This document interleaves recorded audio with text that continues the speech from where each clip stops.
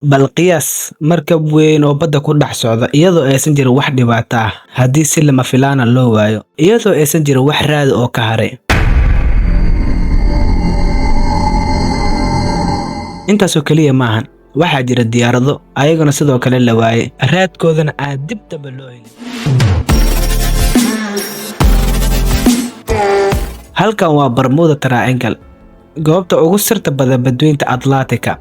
markii aan dhahno Bermuda Triangle waxaa loo yaqaanaa saddex xagalka qarsoodiga ah, wuxuuna u dhexeeyaa Florida oo USA ah, Puerto Rico iyo jasiiradda Bermuda. kumnaan markab iyo diyaarado ayaa halkaas ku lumay qarnigii la soo dhaafay. qaar ka mid ah dhacdooyinka caanka ah waxaa ka mid ah Flight F-19 oo ah diyaarad dagaal oo Mareykanka ku lahaa oo luntay sanadkii markuu ahaa 1945 iyadoo raadkeeda dib dambe aan loo helin. sidoo kalena maraakiib ganacsi oo waaweyn ayaa raad la'aan lumay ayagoo dul marayo saddex xagalka Bermuda ama Bermuda Triangle, taasoo dadka ku abuurtay cabsi iyo xiise iskugu jira. saynisyahanaduna waxay ku doodeen in arrintaas aysan ahayn sixir ama shay qarsoodi ah. waxay ku sharxeen isbeddelka cimilada iyo duufaanada lama filaanka ah iyo qulqulka badda oo xoogan. qaar kale oo ka mid ah saynisyahanaduna waxay yiraahdeen qaladaad qalab iyo GPS ayaa sabab u noqday in arrintan ay dhacdo. dhacdada labaad oo ah Great Wall of China. Great Wall of China waa derbi aad u weyn oo dhererkiisu gaarayo 21,000 oo kiiloomitir. haddii aad isku daydo inaad socod ku marto waxay kugu qaadanaysaa muddo dhowr bilood ah. tani waa mucjisada ugu weyn ee bini'aadam ay dhisaan. Great Wall of China waxaa dhismihiisa la bilaabay qarnigii 7aad ee ka hor dhalashadii Nabi Ciise calayhi salaam.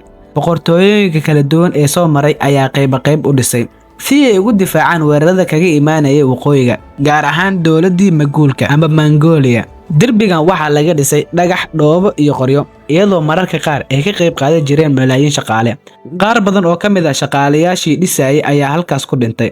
maanta Great Wall of China waa meel dalxiis oo caan ah, waxaana loo arkaa astaan ka mid ah adkeysiga, hal-abuurka iyo awoodda dadka Shiinaha. mid saddexaad oo ah ahraamta Masar ee caanka ku tahay. bal qiyaas dhismooyin waaweyn oo la dhisay in ka badan 4,500 sano ka hor iyadoo aysan jirin mashiino casri ah. ilaa maanta saynisyahanada ayaa weli la yaaban sida saxda ah ee loo dhisay. ahraamta Masar waa kuwa ugu caansan dunida, waxaana dhisay faraacinta Masar si loogu aaso boqoradooda, waxaana loogu yeeraa qabriga boqorada. markii aan ka hadalno dhanka dhismaha ahraamtaas waa mid aad u cajiib ah. dhagax kasta oo ku dhisan ahraamtaas wuxuu culeyskiisa gaarayaa ilaa dhowr tan. dad badan ayaa isweydiiyay sidee macquul ku tahay dhagax oo culeyskiisu la eg yahay intaas oo tan loo geey karaa buul dhererkeedu uu yahay 146 mitir oo saacad ahaan kugu qaadanaysa inaad u socoto 3 ilaa 5 saacadood iyo weliba in ka badan iyadoo aan la haysan tiknoolajiyad casri ah.